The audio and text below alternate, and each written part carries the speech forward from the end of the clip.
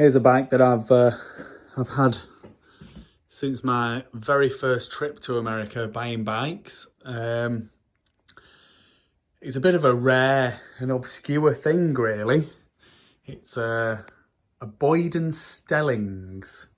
Now, Boyd and Stellings made GP race bikes. There were some real top-end riders who rode Boyd and Stellings manufactured bikes, and they also made frame kits so that you could like build your own bike, a bit like Rickman, really. Now, Boyd and Stellings was a guy called Walter Boyd, and then there was another chap called Stellings. Now, I think that Stellings was like the sales guy, and then they kind of fell out, and the Boyd and Stellings brand disappeared. Very, very cool things. I mean, this Boyd and Stellings frame here, it has adjustable headstock, so you can adjust the rake and trail and the head angle of the bike depending on which track you're at, which is a very advanced thing. So you can see there, it's a Boyd engineering headstock. The frame would have originally have been nickel plated. Someone's painted over it. There are spots of rust and things like that, so really it could do with being acid dipped and replated. This frame rail here has got a dent in it. The other one is fine. And then this bike here has got a Kawasaki F5 bighorn engine, which is a 350 two-stroke rotary valve engine. The bighorn, I think, was really more of an enduro bike, but I have found over the years articles, I've forgotten what the magazine was called. They did an article where they actually built one of these up.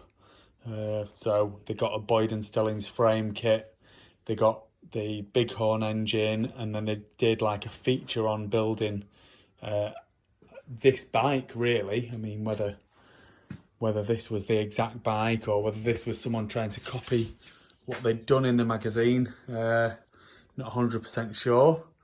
So as you can see, it is going to need a bit of finishing off.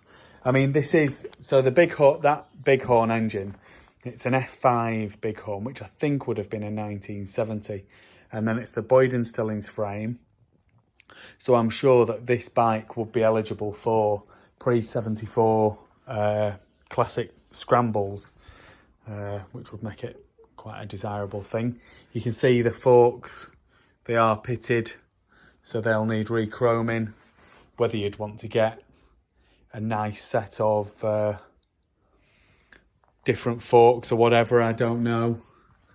I think that the forks, the triple clamps here, they were from a Suzuki, so someone's put a Suzuki front end in this. You can see the great big wide high bars that someone's put in, which are pretty cool. And then it's got Torque Engineering Kawasaki exhaust pipe, which again, I mean, it's quite a big thing, but it's quite cool and it does sound very good. The shocks, they're going to need replacing, really, I would suggest. They're probably nothing special, I don't think. And then someone's painted the shafts black. Silly people. But the swing arm's really nice, so that's going to be a Boyd and Stellings swing arm as well, and a lot of the other gear that goes on it, so like the foot peg mounts, and the foot peg's all right. We like wide pegs nowadays, but they would have been a period peg, and they do suit the style of the bike. So a few years ago I had done some work on this bike, and I'd had it running and this, that and the other, and I'd put a new throttle on it and a new choke and little bits and pieces. And literally, I mean, I was going to keep the bike and I was going to restore it and I was going to make it out to be, you know, similar to what it would have been in that magazine. But my plans have changed really. I've got some other bikes that I'm wanting to restore, and probably this is one that I'm not going to get round to, and so maybe it's for someone else to do. One of the big things I would suggest that needs doing with this bike is the airbox. So it's going to need an airbox making. So there's a nice big cavity there in the frame. So you could make like a nice like triangular shaped airbox with a nice air filter inside it. And then ideally it'd be nice with a nice chrome rear mudguard. Again, chrome front mudguard maybe, or you know, a period. Another period front mudguard. The front and the rear wheel on this bike, they don't match, so it'd be nice to get a matching pair. I mean, probably going to re-rim this, I would think. I mean, I would say maybe change that front end for something a bit more special. The back end, change the shocks, re-rim the rear wheel. And get front wheel to suit, or re-rim that front. Don't know, but it's a cool thing. So I'll just do the gearbox test. I've had this running, so literally it's a few years since it ran last. So the fuel had gone off. As soon as I put fresh fuel in it, it fired right up. And it sounds great, as you'll see in a minute.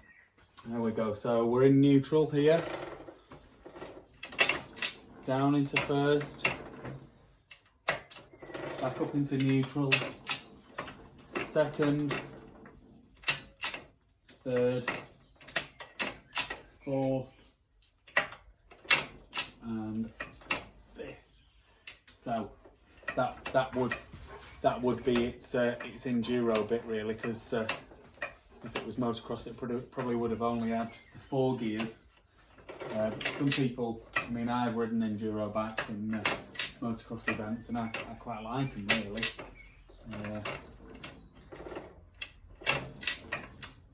Down into first. There we go, back into neutral. So the gearbox is working, and I'll just go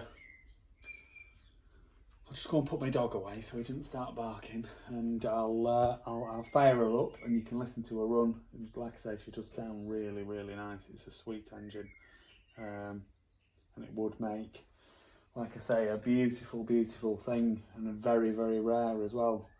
Definitely not something that everyone would have. I mean, there are things I probably should.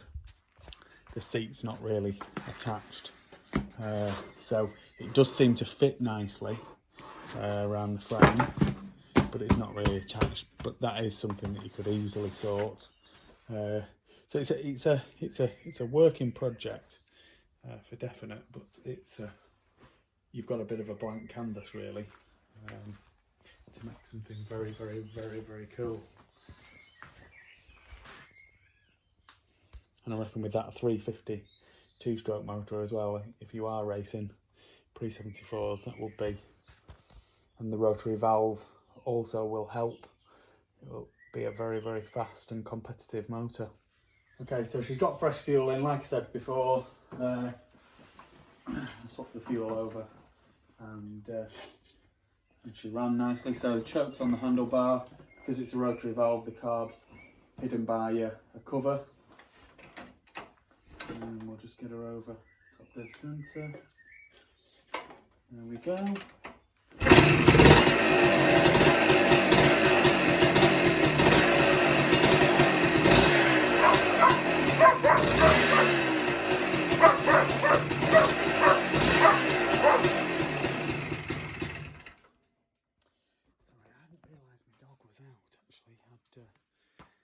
I'd gone to the house. I saw the door was shut. Thought the dog had been put away. Obviously not.